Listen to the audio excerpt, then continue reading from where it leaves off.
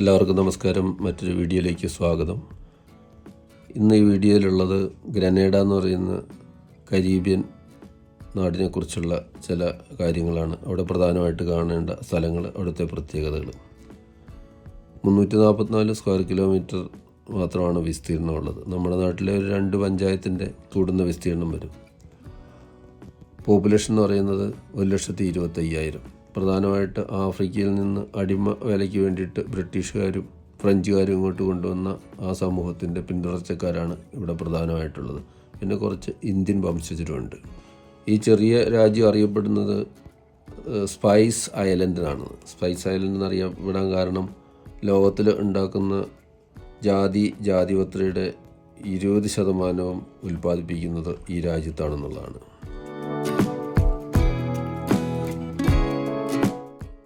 ഇവിടുത്തെ പ്രധാന ചില കാഴ്ചകൾ, പ്രധാനമായിട്ട് യുണീക്കായിട്ടുള്ള കാഴ്ചകൾ. ഏറ്റവും യുണീക്ക് ആയിട്ടുള്ള കാര്യമാണ് under water sculpture, Molinere under water sculpture.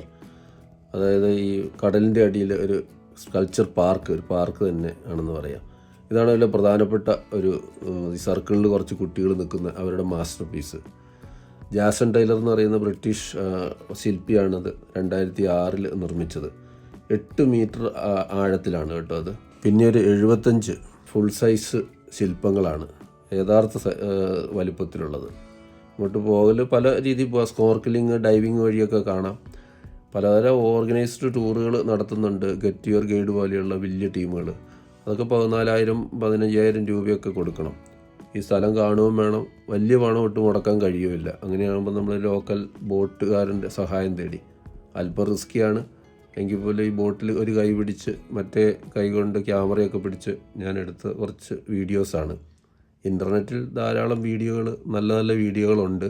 എങ്കിൽ പോലും നമ്മളുടെ സന്തോഷത്തിന് നമ്മളെടുത്ത വീഡിയോ ഈ യൂട്യൂബിൽ അപ്ലോഡ് ചെയ്യുന്നു എന്ന് മാത്രം.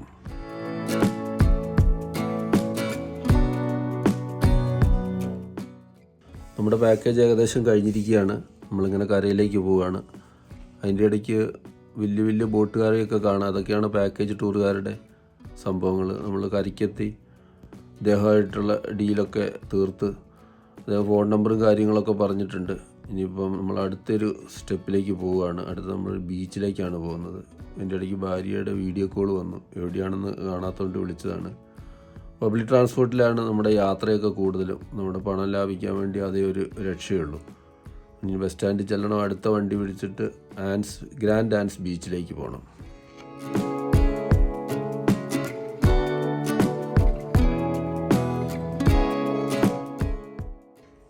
ഇന്ത്യക്കാർക്ക് വിസ വേണ്ട കേട്ടോ ഗ്രനേഡയിലേക്ക്. നമ്മൾ ചെന്ന് കഴിഞ്ഞാൽ 6 മാസം പാസ്പോർട്ട് വാലിഡിറ്റി മാത്രം മതി.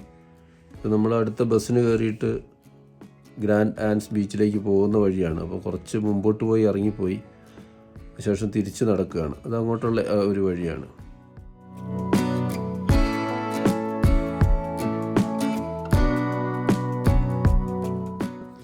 എല്ലാ കരീബിയൻ രാജ്യങ്ങളിലുള്ള പോലെ തന്നെ ഒരു അടിമത്തത്തിൻ്റെ ചരിത്രമാണ് ഗ്രനേഡയ്ക്കുള്ളത്. ആദ്യമൊക്കെ യൂറോപ്യൻസ്, ബ്രിട്ടീഷുകാരൊക്കെ ഇങ്ങോട്ട് കടന്നു വരാനൊരു ശ്രമം നടത്തിയിരുന്നെങ്കിലും ഇവിടുത്തെ തദ്ദേശീയരായ ആൾക്കാരുടെ ചെറുത്തുനിൽപ്പ് മൂലം അവർക്ക് കയറാൻ കഴിഞ്ഞില്ല. പിന്നെ ഈ ജാതിക്കയുടെ കൃഷി കൂടിയതിന് ശേഷം അതിലേക്കുള്ള കൃഷി ജോലി ചെയ്യാൻ വേണ്ടിയിട്ട് അടിമകളെ കൊണ്ടുവരികയും അവരാണ് പിന്നെ അതിൻ്റെ പിന്തുടർച്ചക്കാരാണ് കൂടുതൽ ഇവിടെയുള്ളത്. 1,25,000 അടിമകളെ ഇങ്ങോട്ട് കൊണ്ടുവന്നാണ് പറയുന്നത്. കൂടുതൽ സമയം ഭരിച്ചത് ബ്രിട്ടീഷുകാരാണ്. അതുകൊണ്ട് തന്നെ ഇവിടുത്തെ നാഷണൽ ലാംഗ്വേജ് ഇംഗ്ലീഷാണ്. ഫ്രഞ്ചും കുറച്ച് ആൾക്കാരുണ്ട്. അത് കുറഞ്ഞ സമയം മാത്രമേ ഫ്രഞ്ചുകാർ ഇവിടെ ഭരണം നടത്തിയിരുന്നുള്ളൂ. അങ്ങനെ 2 നൂറ്റാണ്ടോളം ബ്രിട്ടീഷുകാർ ഇവിടെ ഭരണം നടത്തി. 1974 സ്വാതന്ത്ര്യം കിട്ടുന്നത് വരെ.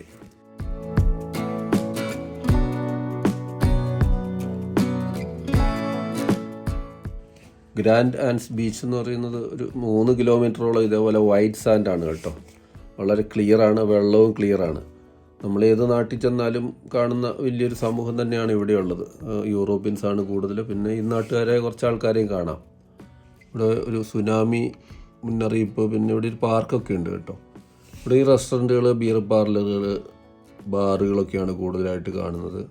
വരിക, ഇവിടെ ഒന്ന് ചില്ല് ചെയ്യുക. പിന്നെ പ്രധാനമായിട്ട് കാണുന്ന ഈ കൊടും ചൂടത്ത് ബീച്ച് വോളിബോൾ കളിക്കുന്ന ആൾക്കാരെയാണ്.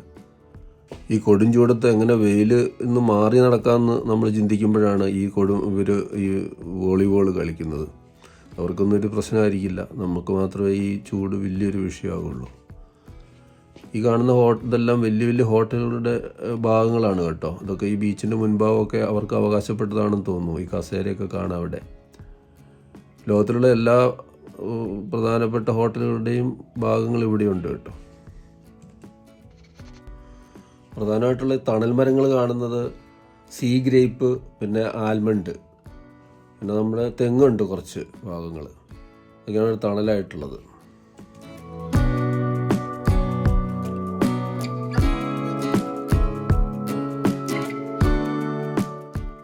ജാതിക്ക കൃഷിയാണ് ഇവരുടെ സാമ്പത്തികമായിട്ടുള്ള ഉന്നമനത്തിന് കാരണം. ഇവിടുന്ന് എക്സ്പോർട്ട് ചെയ്യുന്നതുകൊണ്ട് അവരുടെ ജീവിത സൊസൈറ്റി പോലെ, നമ്മുടെ പാൽ സൊസൈറ്റി പോലെ വൻ സംവിധാനമാണ് ഇവിടെ ഈ ജാതിക്ക കൃഷിയായിട്ട് ബന്ധപ്പെട്ട് കർഷകർക്ക് ചെയ്തു കൊടുക്കുന്നുണ്ട്. അങ്ങനെ അവരുടെ ഉന്നമനത്തിന് കാരണം ജാതിക്ക ആയതുകൊണ്ട് ഈ ഫ്ലാഗിൽ ഈ ജാതിക്കയുടെ ചെറിയൊരു ചിത്രമുണ്ട്.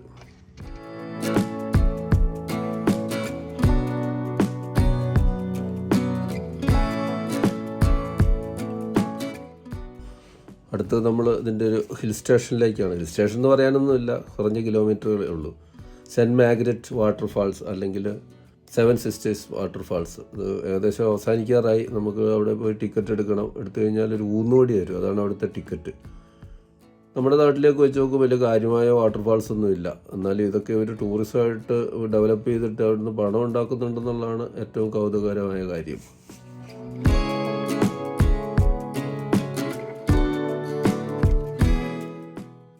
ഇതിലേക്ക് നടക്കുമ്പോൾ ശരിക്കും നമ്മുടെ നാട്ടിലുള്ള ഒരു കോഴിക്കോടോ വയനാടോ അല്ല കേരളത്തിലെ ഏതോ ഒരു ഗ്രാമപ്രദേശങ്ങളിലോ നടക്കുന്ന പോലെ ഒരു ഫീലാണ് നമുക്കുണ്ടാവുക. അപ്പോൾ അതിനെപ്പറ്റി അന്വേഷണത്തിലാണ് നമ്മുടെ അക്ഷാംശം, ലാറ്റിറ്റ്യൂഡ് എന്ന് പറയുന്നത് +12 കോഴിക്കോട് എന്ന് പറയുന്നത്.